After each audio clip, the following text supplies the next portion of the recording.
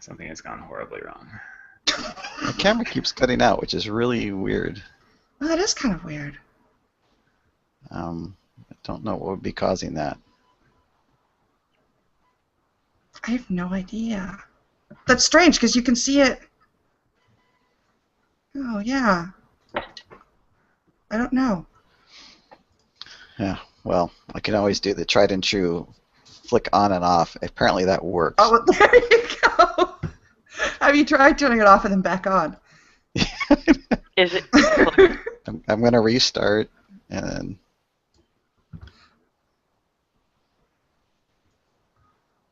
Oh, Ellie, is that you?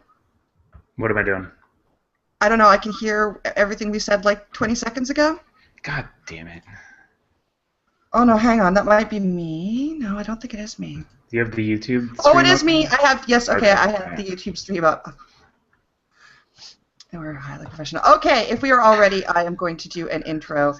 As I was saying, I have a little longer intro than usual today because we're have an announcement.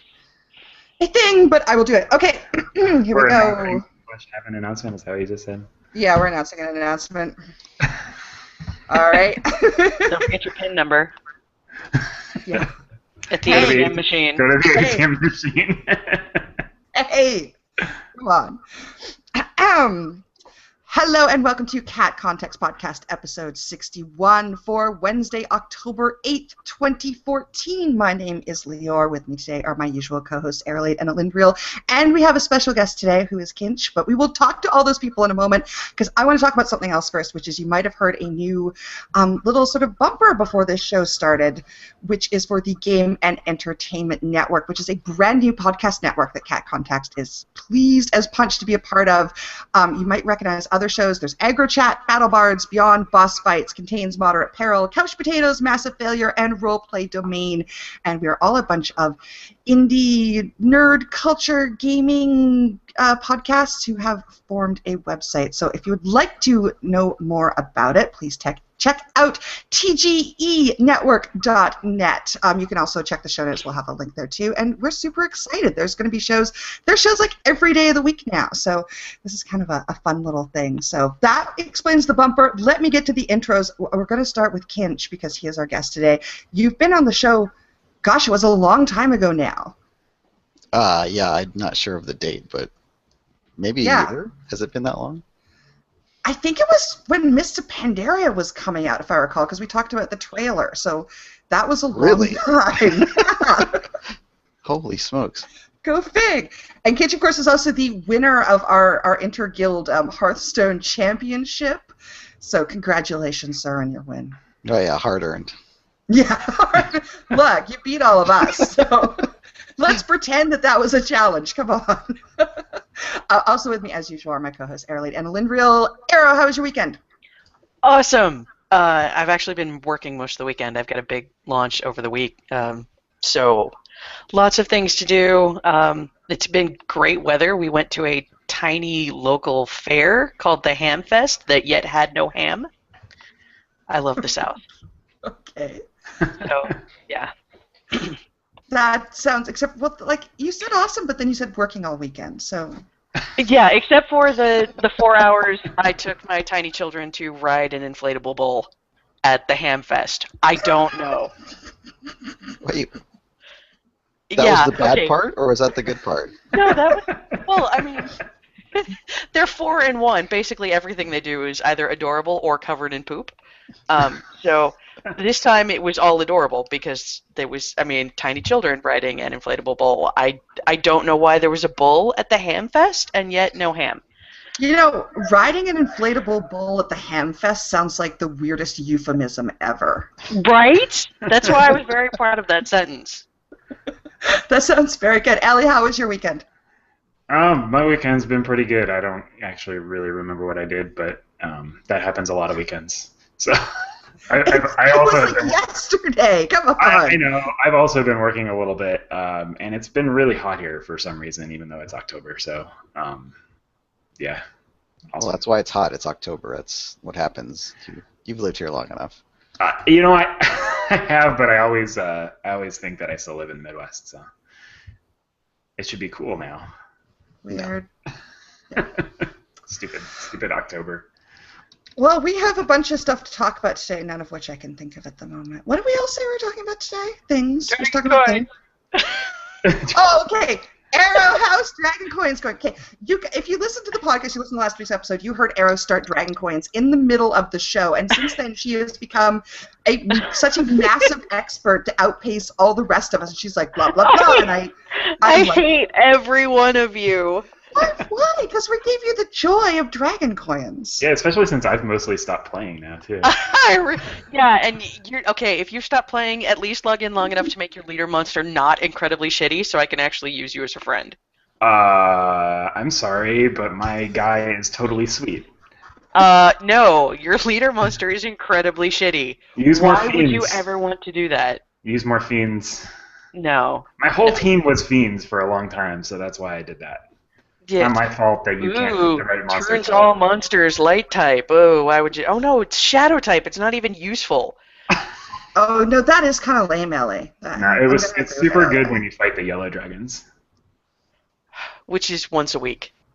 Okay. Once a week, Ellie. Once a week. So it sounds, Arrow, like your Dragon Coin experiences are continuing apace. I'm currently ranked 119th on the weekly list. Again? Yeah. That's pretty good. No, I need to get sub 100, but it's really hard to get these missions to pop up. I'm really annoyed. My life is endless monsters. I checked the list last night, and I was like, wow, I think you and Core both have been discovering you're at like level 20-something, and I'm at like level 2. Yeah, I'm almost ready to evolve last weekly event super rare guy. I need more money though. That's insane. Yeah, it's pretty crazy. I can't. I hate you all. Have you been playing anything? I've done into the world of phone games at all? They've been kind of the new thing we've been doing lately. Was that a question for me? I'm sorry. That was No. a question for you. Every time I try, I stop. I don't know. I think that's where I kind of draw the line with games because I have a phone with me all the time, and I have no self-control. So, I mean, I had what the heck was there's a word game. It's called Scramble. It's kind of like a boggle kind of thing, and you can challenge your friends with. And oh my, I spent way too much time on that. My phone would get like hot, physically hot, from me playing the game, and I was like, okay, I gotta stop. So yeah, iOS 8 has battery statistics now, and at one point a few days ago, I looked at the last 7 days of usage and what had eaten my battery, and it was like 50% Dragon Coins. Yeah. So, like, at least as much, if not more, than the browser, which is the vast majority of what I thought I did on my phone. Right. Yeah, hooray. So, Ellie, you've kind of given up on the Dragon Coins? No, I haven't given up. I just haven't been doing it 3 times a day or 4 times a day like I was a week ago, maybe. Mm-hmm. I don't know. It's still a fun way to kill like 10 minutes here and there. Except it goes longer than that because then you level up and you get all your stamina back and they keep giving you potions. And well, once you're in the mid-30s, it takes a long time to get a level. Yeah, so, I'm 20 something. So how does the developer make money off of this? Oh, it's pay to win. The purchases. It's pay to win. Like I had to turn off in-app purchases on the parental controls because I have a problem, and they know I have a problem, and they still tell me to play this stupid game, and I can't stop playing this game. Yeah, they sell monster summons, which are basically booster packs of monsters with some random rarity monster, and then you need multiples of those to make the better version of that monster, and you can pay to make your your like time limited amount of attempts go back to full and all that. So there's like a surprisingly small number of in-app purchases, but they're all... No, it's infinite numbers of in-app purchases. But yeah, there's a small like breadth, right? But like you can do them infinitely as many times as you want. Yes. So far, I dropped like $4.99 or whatever to get rid of the ads, and then that's all I've done. But last night I was out for dinner with Vajra, and we came back. We were watching a movie, and it looking like we're both playing the dailies on our phone on Dragon Coins. It's just so lame. The thing about it is you get the random booster packs of monsters, and it's the same reason why I quit playing Magic and can never play anything like that again. It's the gambling thing. It's, if I just spend another $2, I could maybe get a super rad monster. And no, there's no such thing as a super rad monster. I will never get a super rad monster. It's me. So it's all common monsters all the time. I love it so hard. This is a really sad story. This is a sad story of Dragon Coins. I'm still playing it. Playing it right goddamn now. You and Core are doing very well. I will say last night I was like, Core's a young man without a family. Does he have anything better to do on a Saturday night than like fight Joker? But apparently not. No. Well, honestly, bath time is every day because my children feed themselves, and that means a whole lot of stuff on their faces. So bath time is kind of like the free bingo square where I just sit there and make sure they don't drown, and I don't have anything else to do except fight Joker while I wait for them to finish splashing water everywhere. That's a good parenting tip. It is. Seriously, bath time is the free square in bingo. Nice. Ellie, what have you been playing lately? Destiny mostly. Aside from Dragon Coins and stuff, and actually I've been playing a bunch of D&D the last week and a half. The 5th edition came out, and I've played probably 10 hours so far of D&D, and it's been super fun. But like that's hard to describe because everything that happens is like based around these campaigns that have been going for 2 years. So actually, what's new in 5th edition? What's different mechanically, I mean? So 5th edition is a lot like 3rd edition. It's a lot more like third. Excuse me. It's a lot more like 3rd edition than 4th edition. 4th edition was a full departure, and they clearly walked back from that. Good, because that sucked. I have mixed feelings about 4th edition, but I think I was more positive about it than most of the people I played with. All of the people I played with, let's say it that way. But this game they've tried to go. They've made the grid like completely optional. They've tried to. It's D20 based again. They've tried to simplify stats. They took away a ton of the like innate bonuses and negatives, like pluses and minuses. Uh-huh. And they came up with this really cool mechanic called advantage or disadvantage, which is basically like once you've determined all the things that have gone on in a situation, you roll with advantage or you roll with disadvantage, and then you just roll 2d20 and take the highest or the lowest. Oh, cool. Yeah, so it's a lot easier to adjudicate those kinds of situations. They've built things into the core classes that like were in Splat books before. Like they gave fighters more to do than just attack. One of the core versions of the fighter, they like every class has this path thing I think they call it a path, where like they can basically specialize one way or the other. Fighters can be like combat maneuver type fighters, or they can be like I do lots of damage and I get extra crit and whatever fighter, or they can be an Eldritch Knight. That's like in the core book. Oh, cool. So you get some spellcasting. Yeah. How are they making money if you don't have to buy the fighter book? Oh, I'm sure there will be a fighter book. I guarantee you there will. We're at the point. We're in that like 3 to 5 month period where like the PHB came out, and then like a month ago, and then the beginning of this month. The Monster Manual came out, and the DMG is not released. I think it comes out in December. That's weird. Yeah. The Monster Manual come out before the DMG. I don't know. It makes running a game really hard. Yeah. We're kind of using playtest rules still, because we were all playtesters, and just winging it. I mean, honestly, we've all been playing D&D long enough to get the general impression of what's going on. Yeah. But yeah, I'm actually really enjoying this. This is a really cool version of D&D. So I don't know if it's enough to get the people that like went deep on Pathfinder to swing back around, but this is kind of what like maybe 3.5 should have been after 3.0. Yeah. So I was super fond of 3.0, so yeah, I expect that you would enjoy this then. awesome. Very much. Yeah. Yeah, that's the most of what I've been playing, and then some Destiny, and I'm trying to figure out what to do at level cap, which isn't actually level cap. Yeah, I've I had heard a lot of people say that. I did have a question about that because I hear that the story mode, the leveling game in Destiny is super, super, super short. Like 10 hours maybe.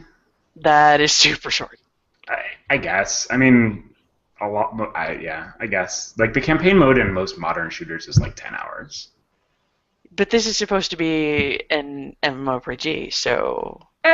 Kinda. I mean, I guess like they've never actually said that. That's just sort of been the way that everybody else has described it. It's like a multiplayer game.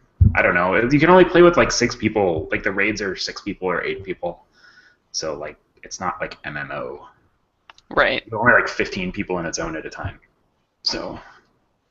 My understanding is until recently what you were supposed to be doing right now is farming the loot cave over and over, but they fixed the loot cave, so... Yeah, I think that's what the internet decided you were supposed to do. I don't actually know if that was the most efficient thing or not. I think it was the easiest. And, like, you know, easy plus loot, I think, kind of is where most people go. We've all been there before. We have. Yeah. Kinch, have you played any Destiny? No, I have not. I haven't decided whether I'm going to do it or not, but to be honest, I really haven't been playing new games for much lately. It's been several months, I think, since I bought a new game. I mean, partially it's because I, have other things I need to spend my money on. But other thing is too is like you kind of look at your Steam thing and go, oh well, I got a ton of things. But Destiny seems kind of interesting, but I also would like to see other people struggle with it for a while and see what happens with it. I've completely gone over to being like the non-first adopter type of gamer. Is like, you guys screw with it, and then they'll fix everything, and then I'll parachute in. Yeah, So, and all the people that are excited will quit, and then you can play with the people that actually want to play the game. So I'm kind of liking that strategy. So. Yeah, I don't think Destiny is for me. Yeah, honestly, I've been trying to do some of the like deathmatch PvP stuff, and I'm real bad at it. Like I feel bad. Their matchmaking doesn't feel very good right now. But it could just be that I'm inconsistently playing. I have no idea. Like all I know is like people roll over me, and Well, you're not playing like 60 hours a week, I know, it's true. So, and they sort of have normalized levels and stuff, but then I think your weapons kind of still work.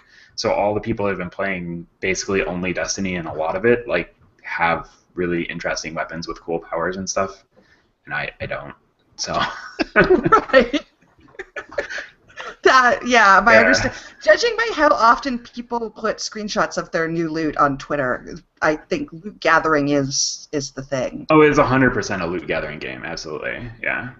And you get sort of like some loot that's real loot, and there's some quested loot like legendary or whatever they call it. No, something beyond legendary. I don't know, exotic, and you can like have 2 exotic pieces or whatever.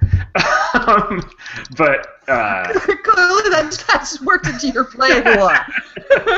Yeah, I mean it's weird. Like your level past 20, which is the sort of natural level cap, is all based on the quality of your gear. So it's essentially an item level sort of situation.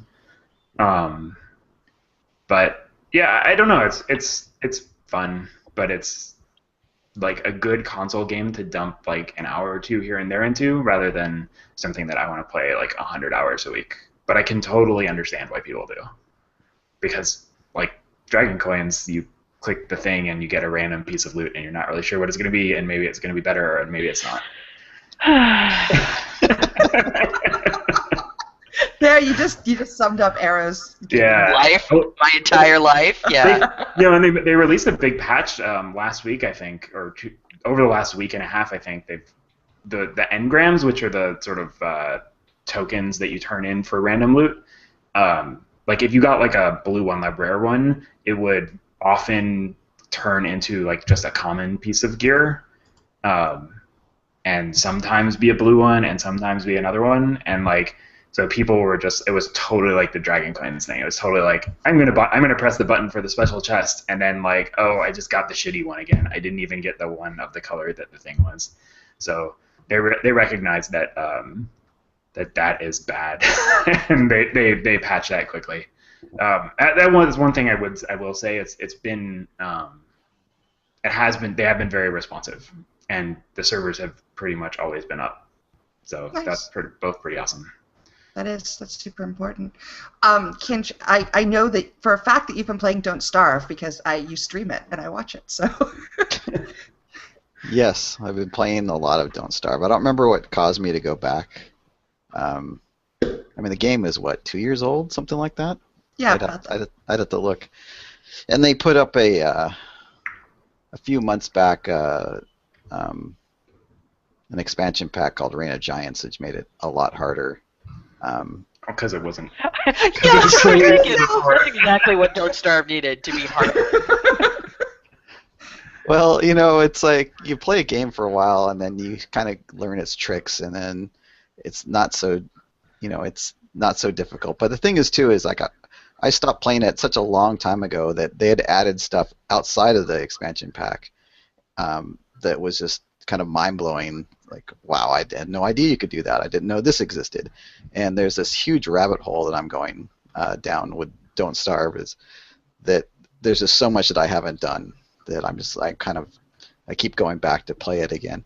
And the other thing, too, is this a game that's very relaxing to me. I mean, it's a game where I feel perfectly fine, pouring a big, tumbler of bourbon and sitting there and playing games, because it's not going to affect my play, and it's not competitive or anything like that, really.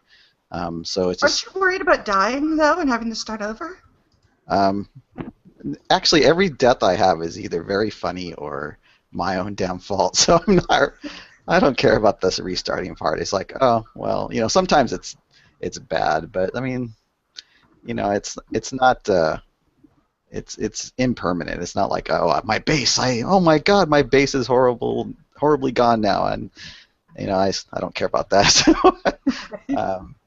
So if you could grow attached to things like that, it can be a little bit annoying, but I just find the game very relaxing, and it helps me not think of other stressful things. So I've been playing it a lot, and I stream it practically the past, I don't know how long now, maybe a month now. Mm-hmm. Almost every night. So. And your stream titles always say like things like day 267 or something, and so clearly you're getting the hang of the game. I'm getting better. I'm not as there are a lot of people out there who are really, really good, who know all the exploits and know all the stuff, and they all know the numbers and stuff. But I'm not anything like that. But I'm good enough to survive for a while. So people go, "Oh, you're good." I go, "No, actually, I'm really crappy. It's just that you're crappier than I am." That's what counts. It's all relative. There's like people way, way up there.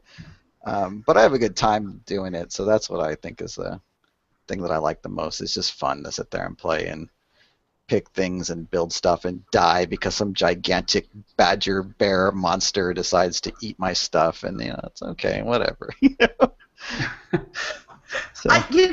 Streaming is something that I can't really get the hang of, and like you're really good at having a patter when you stream. Do you ever feel like kind of goofy talking to your computer though?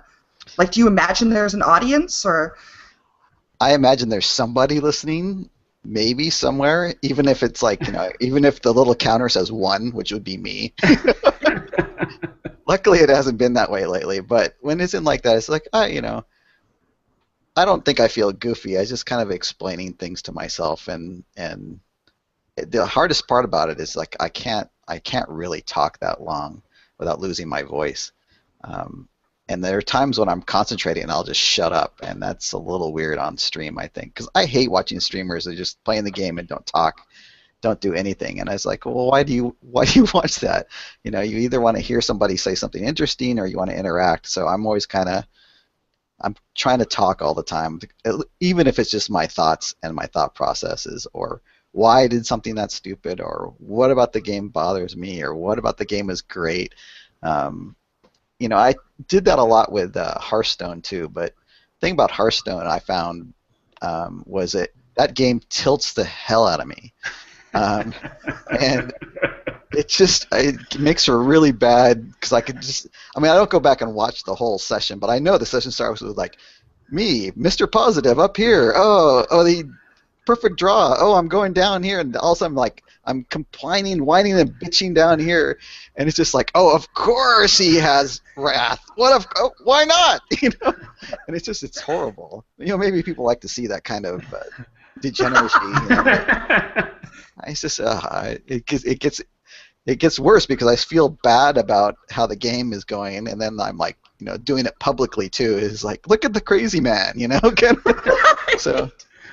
Well, I haven't really been doing that lately. I mean, the nice there's a thing lot of channels that do the look at the crazy man routine. Yeah. I was gonna say the nice thing about Hearthstone in that respect is like at least the going on tilt isn't costing you a lot of money. Right. I think. Like it's not like I've seen some Magic streamers that like do that sort of thing, and then you know that the next minute after they like bomb out of a tournament or whatever, like they hit the thing to like spend $15 more to go play again, right? You know, like this is not going to happen to me again, but it totally will, because like now they're in a horrible frame of mind that everything's going to go wrong from the beginning, and so yeah, I mean at least Hearthstone is like relatively cheap to like the most expensive thing to do is play Arena, right? So right. Yeah, unless you go buy $50 worth of packs, right. Because you're like. And plus, like, you know, that's why I don't play Hearthstone.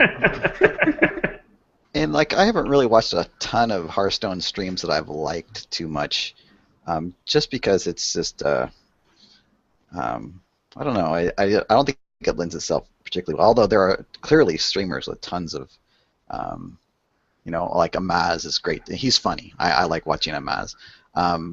But I think it depends on their audience and the whole, you know, the whole vibe of the whole room, I guess. But Hearthstone to me is just such a weird, psychic space for me that I just can't deal. And I'm not good enough for people to watch just because, oh, let's just watch some good Hearthstone, because that's not going to happen. You know, really slightly above mediocre Hearthstone. Yeah, Well, awesome. They did bring out that chart a couple weeks ago, you know, saying that basically everyone's better at Hearthstone than they think they are, and I think it was above rank 15 means you're in the top 25% of players. So it's true, but you know, people who are bad are really bad. That's you know, I watch guys who are like the pros, or quote unquote pros, but the better players, and they're like somebody like Kalento. I don't know if anyone has seen this guy, but he is understanding the game on a level that I can't touch. You know, he's like, sit there, he'll be looking at a board and he does something like, oh, I didn't even know you could do that on that board with those cards. It's like, how? You know, so I'm rewinding, like, what? so the you know, sure, you know, if you're at that level, you know, if you're at a point in rank, you are very high, but there's a ton of really casual players. I had somebody quit on me yesterday after they had a huge advantage. They were probably going to kill me eventually, knowing my deck, and you know, they were playing slowly, and then I had like 2 minions on board, and it was my turn, and they just surrendered. It's like, okay, thank you. I'll take it. Yeah, sure. You know, it's true. I don't usually tilt easily in games. Like, I enjoy MMO PvP, for example, where I know a lot of people who can't even do it because PvP enrages them. But yeah. Hearthstone will totally get to me. I have to limit myself where if I lose like 2 games in a row, I just have to stop because I'm just going to start chasing it, and it's going to make me really angry. It's like poker. I think the really tilting part is that you'll lose for reasons that are completely beyond your or your opponent's control. It's like, there's only one card on the deck you can draw that can beat me. Oh, you drew it. Great. You know? Whereas if you're doing like PvP, it's like, well, you know, that was a skill move. You know, there's, you know, I lost because this person was better or this team was better. Whereas in Hearthstone, you can always, and in poker, this is one of the secrets to poker, or why you can make money on poker, is because people will always fool themselves into thinking they're better than they are. Like, I lost that because I was unlucky, and that really tilts people. And Hearthstone is like that too. And I said, if Hearthstone was for money, I would be a lot more serious about it. But the way it is now, I'm like, I just enraged. No, you know, knife juggler ×2. Oh man, Double Knife Juggler's so satisfying when you can play that though. That feels really good. Yeah, the worst is when the priest does the, I can't remember the exact spell, but where they take 2 of your cards, and they're like the exact wrong cards for them to take. Right. And then you get killed with your own awesome combo later, and it's like, oh, Schadenfreude, it hurts. Yes. So, sort of tangential to Hearthstone, but in the same kind of topic, Blizzcon is coming up on November 7th and 8th, which will be shortly before the launch of Warlords of Draenor. Why did I pre-order Warlords of Draenor? I was thinking about that. Why did I do that? I don't. Because you wanted a level 90 paladin. 90, Yeah, there you go. That was it. Really got it. That was, yeah. I did that like 6 months ago, and then I enjoyed my paladin for like 3 weeks, and I'm like, well, I'm just gonna quit now. I'm done. That was about how long you would have enjoyed the paladin had you leveled. Oh, come on. I leveled mine up, and I was actually really enjoying it. And I had a max level paladin. I even tanked an LFR with it. Yeah, I was considering going back. What is Liore with a paladin? Oh, okay, that's fair. I don't like leveling, so. No, not just leveling. I don't. But yeah. So anyway, so BlizzCon is coming out, and I've heard a lot of rumors. People are saying that they're going to announce the next expansion at this BlizzCon. Now, is it just me, or does that sound insane? Expansion to WoW? Yeah, That's like the insane. one after Draenor. They're going to announce the next one at this. I mean, that seems like a good way of killing all of the hype for the expansion that launches the next week. God, I don't know. Yeah, I can't see that happening. Yeah. I mean, it would be kind of cool if if we had a feel for like what the next 2 or 3 years of Warcraft expansions and patches were going to hold now. Like it's cool. Like they do that in Magic, and you can sort of see, you know, a year and a half out they talk about the next 2 or 3 sets, and there's like rumors. They don't talk about them specifically, but like it's interesting to see that come. But like, man, like a week before your expansion launch, you talk about your expansion. Like that's all you talk about. I can't imagine. Point. That would be a total hype killer if they suddenly start talking about the It's one terrible. after. Yeah, it's like, oh, that one's super sweet. I'll come back for that. Especially if you're going to release it in a year, I'll just take this year off. Yeah, it doesn't. I don't think You're going to give me a level 100 when I buy that game anyway. So whatever. It makes no sense that they would be a WoW expansion. I can see them announcing a Hearthstone expansion, a beta release for the Heroes of the Storm. Well, Diablo, they're not going to do anything. And StarCraft, maybe a date for the Protoss expansion. Do you not think there's going to be anything Diablo? Well, Diablo They just now released, in the past month, released a pretty big patch that everyone had been waiting for, 2.1. I don't know. I don't know if they will or not. I kind of doubt it, but. It seems really close to the last expansion for Diablo to announce a new one. But their new expansion came out, 6 months or less ago? Yeah. I think so. Yeah. We're well researched here. Got these at my fingertips, but it was semi-recent. I guess I could go look in my purchase history and figure it out, but it's fairly recent, especially in Blizzard in Blizzard terms. So. Yeah. Right. Sorry. Go ahead.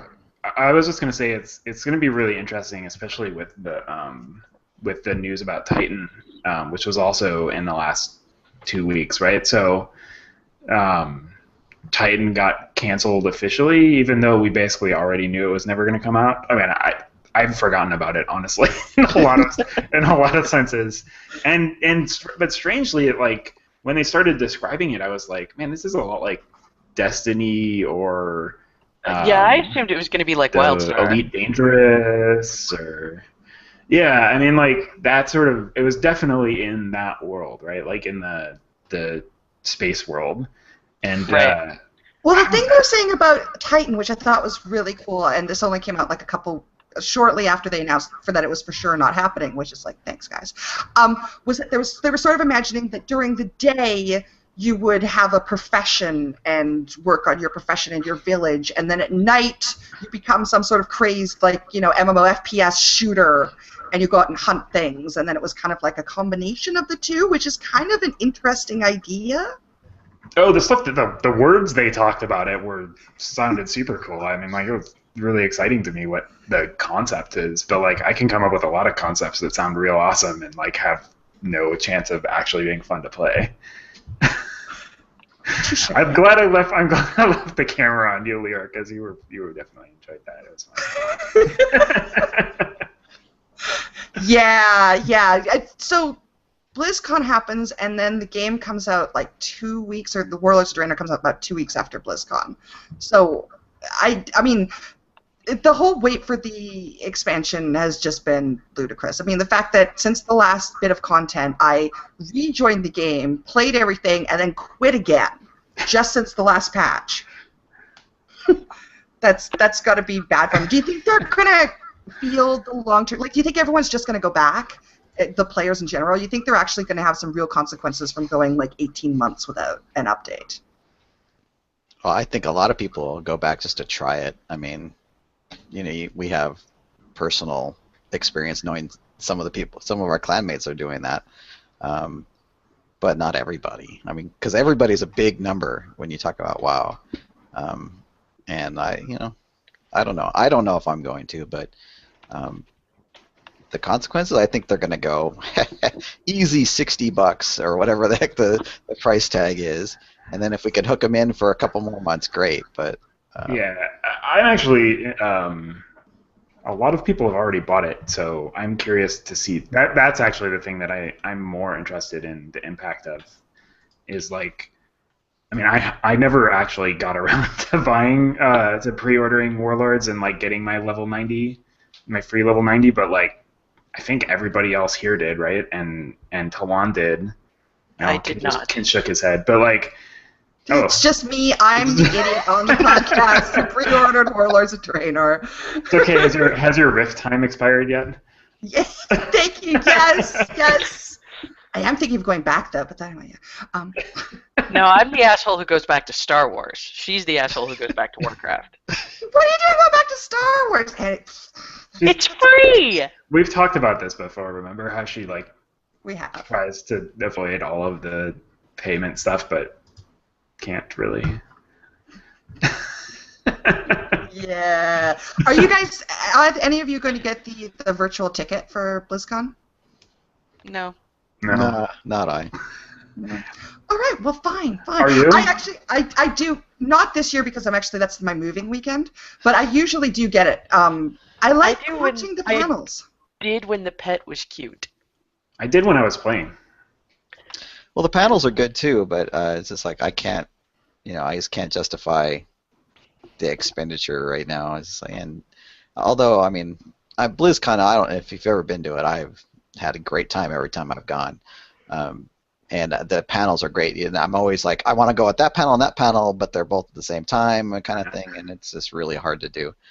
So it could be worth it that way, but I guess the main problem is that I'm not so much into World of Warcraft anymore, and that's the one that really matters, I think, because everything else is fairly static, and it's not involving a big group of people that you hang out with and stuff like that. So it's kind of gone down in importance for me, and I think that's one of the reasons too. That was it 2 years ago that they didn't. They skipped one?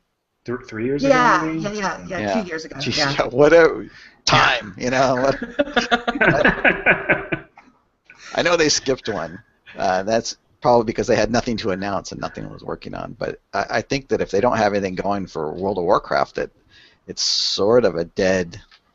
I'm not gonna say it's a dead convention, but I think that really, is the backbone for the whole thing.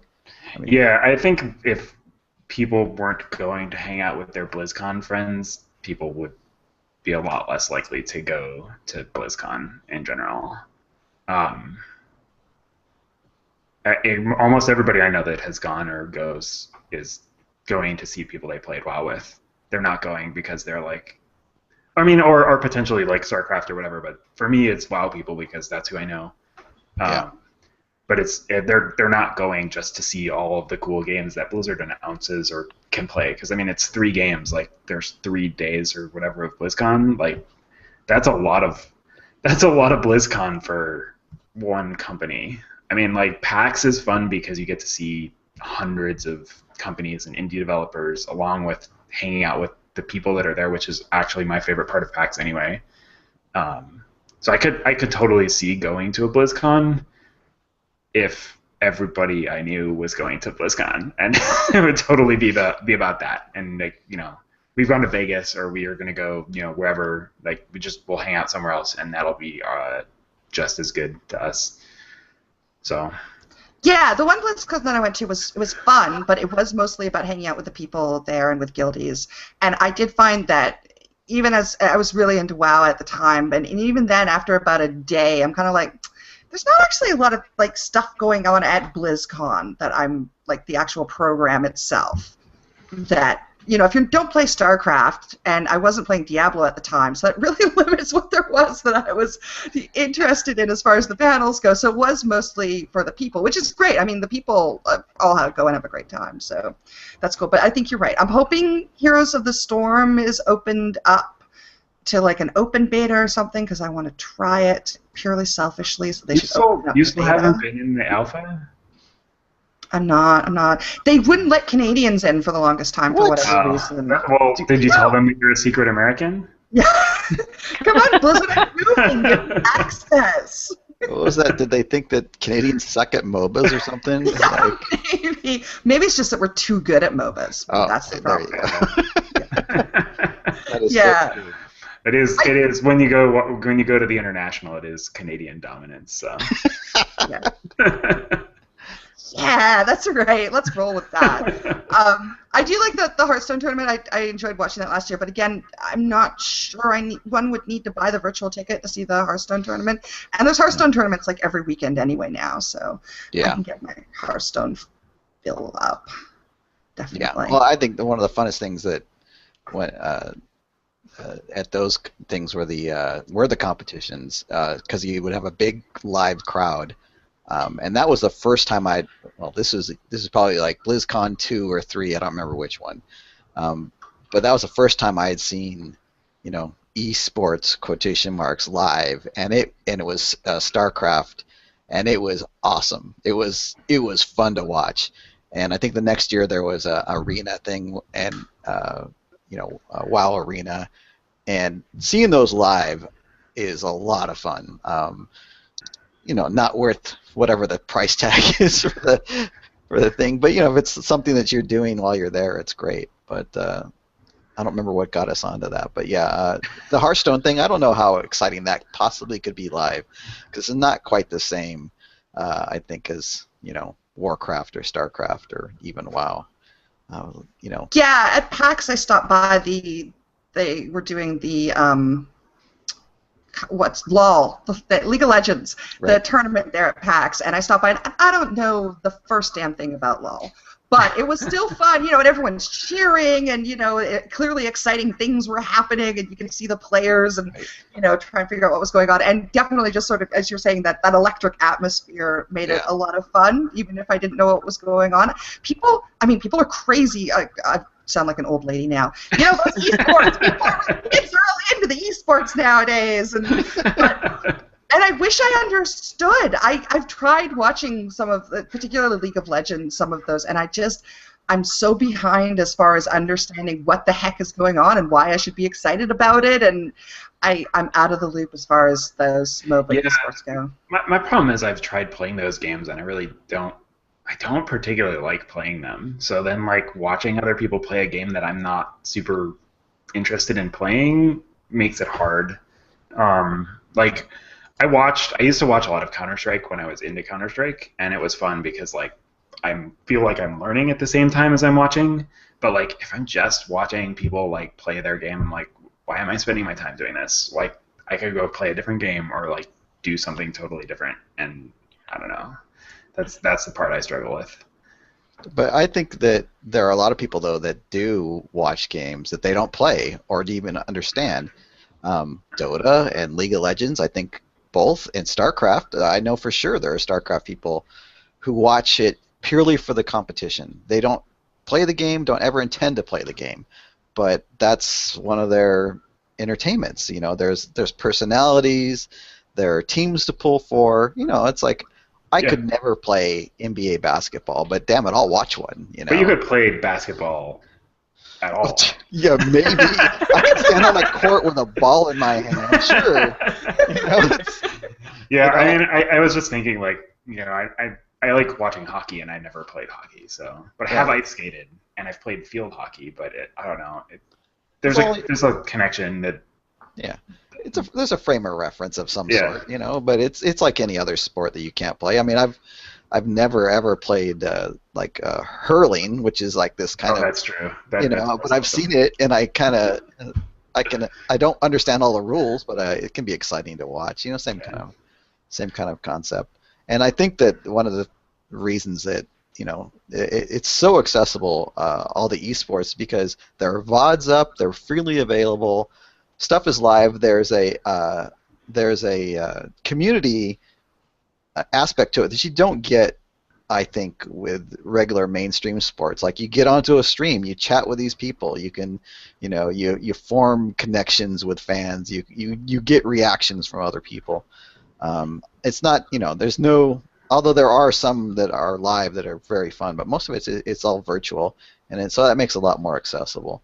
And I just think it's a big entertainment thing for people. I mean, I've watched a lot of Dota, even though I'm terrible at it and I haven't played a game in like months. But I'll watch one and hey, it's pretty cool, even though it does take some time. But one of the cool things during the international for Dota was they had the kind of a newbie stream and a people who understand what's going on stream. And that was really cool to have a nice sort of introductory, friendly, here is why people are excited about this kind of version. And I think that's neat. I hope more games do that and make kind of a more, newbie, you might not be familiar with the rules of the game, and we'll explain as we go kind of thing.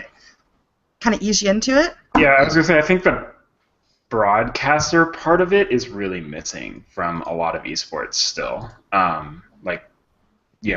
We don't have announcers. Like, you can watch some sport on TV, and there are people who have either played the game or watched the game and like know what's going on, who will like sort of walk you through. And like, we're missing that for most esports still. Yeah.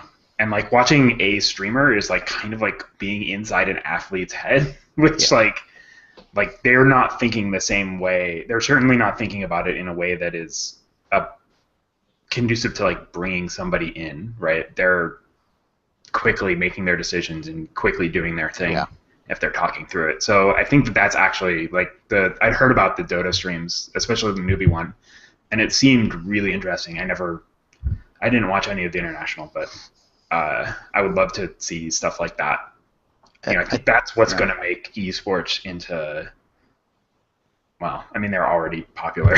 Well, there's mainstream maybe. I don't know. Yeah, well, there's a factor in that as the time goes on, we'll get more people who are like retire. That's how you get guys into the booth, is like they don't play the game anymore.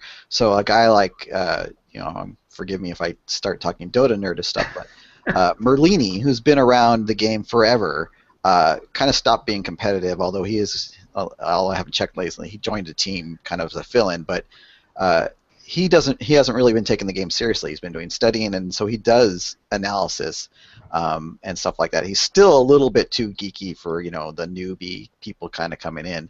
But you'll get more people like that as they retire. If they get RSI or their fingers get amputated or whatever. Right, or they hit 25. Right. Yeah. Exactly. And they start doing that. And as far as the broadcasters, I think that's a great point. There are a couple in Dota that are big names that people watch just because of the broadcaster, like Toby Wan for Dota, who is, I think, spectacular in doing the excitement and just announcing the game. It's pretty amazing. Sometimes people say, "Oh, he's wrong about whatever," but that doesn't matter. He's really good at bringing excitement to the game. You don't even really have to know what's going on, because he's really good. Is like when things get exciting, his cadence goes up. Everything, he's very good at this. And I think there'll be more people like that. That's the only one that really off the top of my head comes along. There's a couple. There's a really good team in StarCraft, Artosis and Tasteless. They've been friends forever, and they're very popular as well. And the reason they kind of have a shtick, they're friends. They really know what they're talking about. So people will watch for Artosis and Tasteless. They don't really care particularly overly much about who's playing. But eventually we'll get more and more people like that. Like you're saying, not that it needs any more popularity, but. I wonder a little bit how that will keep up as the esports landscape shifts a little bit. I wonder right now Dota and League of Legends and just MOBAs in general are the popular esport thing, right? But I don't know what the next one will be. I mean, before it was StarCraft, and before that it was Counter-Strike or whatever other competitive shooter type things. And as I wonder if you can be sort of an esports broadcaster and maintain your ability across games as the landscape shifts, or if they're going to need to go through this process every time, because that's one of the problems, right? We have a lot of people who play real world sports as kids, and so they at least know it, and then they know they're not going to be professional athletes, but they love the game and want to be around it, and so they learn all about it, and they keep playing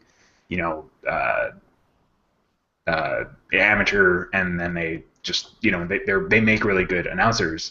But I hope the same thing is possible for I hope the ramp up time isn't so long that we have to be getting good announcers right as that particular game sort of drops off in popularity. I think that there'll be a class of people that are good enough generally at games, a certain genre of games. For example, Day9 was a competitive StarCraft player and is a huge StarCraft commentator and announcer. And I think if StarCraft stopped being popular and another RTS assumed popular, I think he could shift over, because he's very smart about that kind of stuff. And I think a lot of the guys are like that too, that as long as the game's kind of within the same genre, that could happen. You mentioned Artosis in StarCraft, and he won the Hearthstone tournament at Blizzcon last year, so clearly he could switch over if he had to.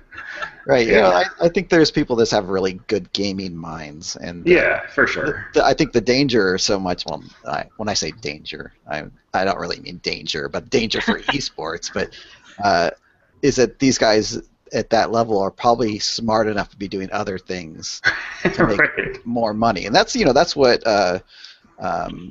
Merlini, I think, was either studying law or medicine. I don't remember which one, and he might still be. And so you're going to lose you're going to lose the smart ones to something a little bit more rewarding. Day9 is working for a game development company. Maybe he finds that more, God forbid he gets a personal life, and then he won't be able to do anything. So that's sort of the risk. But I think there's enough money going around. If it continues to grow, that you'll get people that are willing to, who are capable. Sponsorship does not seem to be an issue for esports. No, there's a lot of money thrown around, so that's good. Do you guys think Heart of the Storm has a chance of being one of the big MOBAs coming in this late? Not from what I've played. Yeah, they seem to be going for a weird demographic, which probably will make them a lot of money, but I don't think it's going to be a great esports. Could be wrong.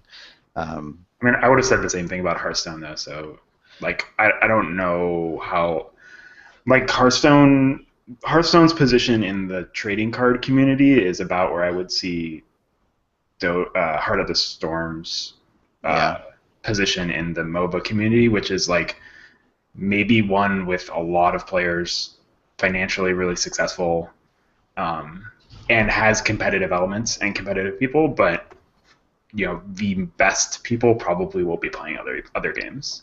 Yeah, I think though that one of the reasons that Hearthstone is popular is the reason that it tilts me is that there's a lot of RNG and crazy things can happen. Right. There's a great YouTube channel out there that has all the funny and lucky plays that everybody loves. It has nothing to do with skill, but it's all the crazy stuff that could happen in Hearthstone, and that makes for great entertainment. People love it when the guy who's winning, loses because his other guy got the luckiest draw on earth. And crowds will go crazy. I mean, that's exciting. So that's very exciting. It doesn't necessarily make it a great competitive game, but it's entertaining as hell.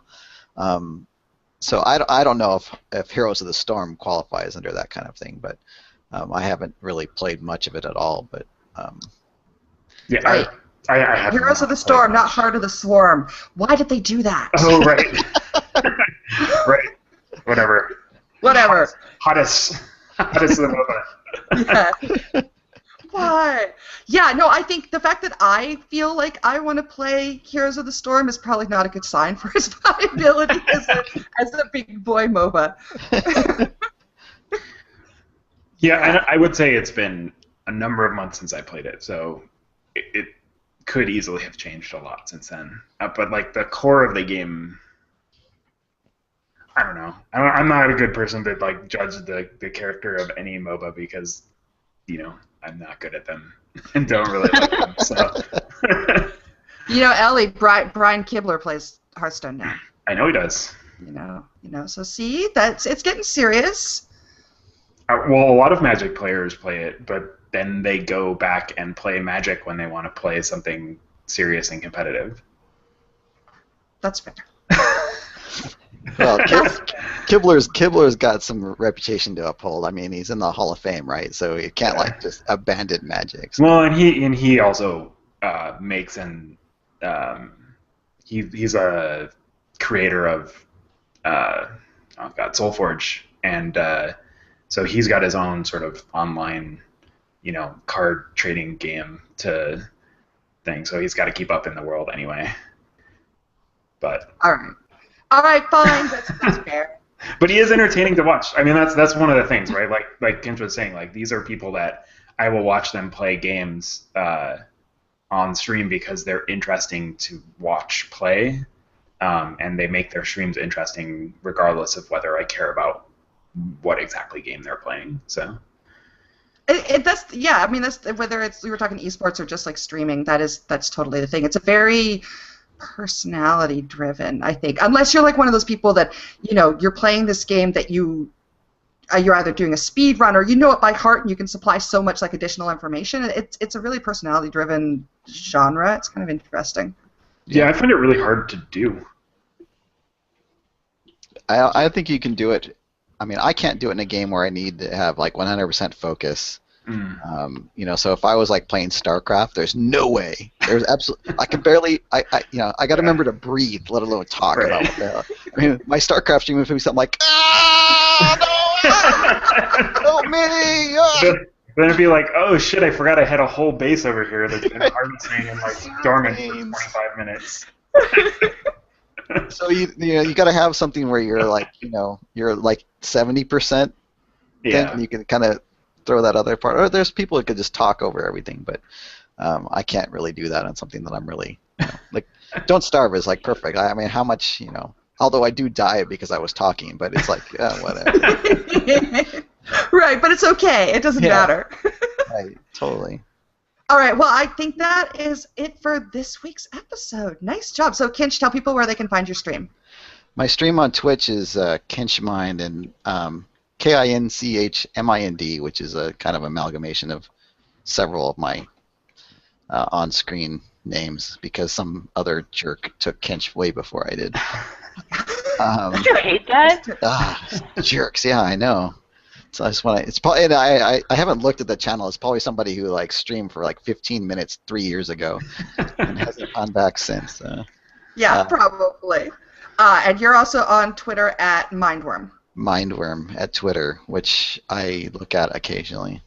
That's better than Ellie, who you can find online at That Angry Dwarf. Oh my god, that's such bullshit. If somebody mentions me, I get an email and a notification. So if you talk at me or to me or about me, then I will.